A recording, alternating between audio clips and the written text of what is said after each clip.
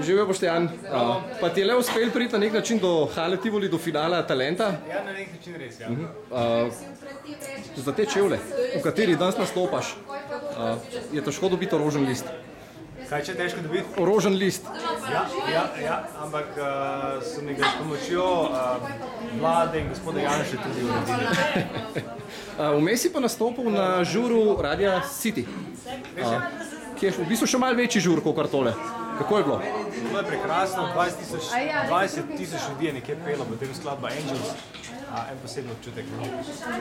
Sicer, zdaj odkar si na Talentu, ste kaj bolj prepoznavni, kot ste bili prej?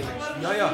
Špili dežujejo. To je bil v bistvu tudi na mene, da se pojem že dolgo, pa se trujem že dolgo, ampak ljudi je treba pripeljati na nek način do sebe. Treba je pokazati, kdo to je in kdo se vidi moj obraz, so se stavili glasi na obraz in zdaj je dosti bilo fajn. Zdaj pa res, ampak to še je začetek. Mislim, zame ni to zdaj, zame se je to zgodilo, zdaj pa je konec.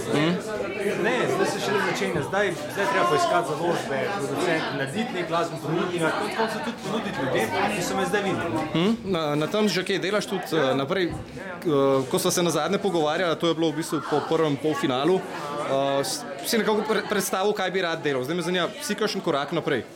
Ja, sem. O tem še zdaj ne smem govoriti, ker me veže določene obveznosti še do tega, ampak ni, se pravi, to šele prva stopnica.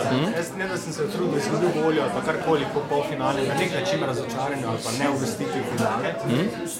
Ne, to je bil sam začetek, tako da se pripravljam. Si prekaljen radijski mačak, tudi dokaj izkušen pevč že.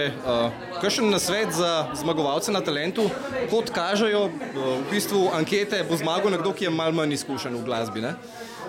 Najverjetneje. Anket nisem spremljal v zadnjem času, moram iskreno priznati. Tudi nimam nekega svojega favorita, ker so resnično kvalitetni talenti, kvalitetni ljudje, odlični izvajalci.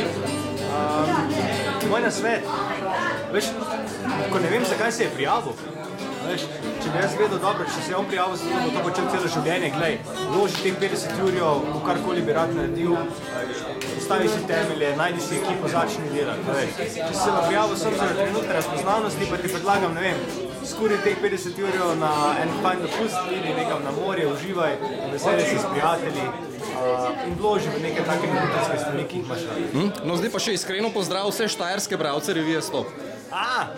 Torej, vsi bralci Stop, ne? Ja, pa verjetno bomo po štajersko pozdravili, ne?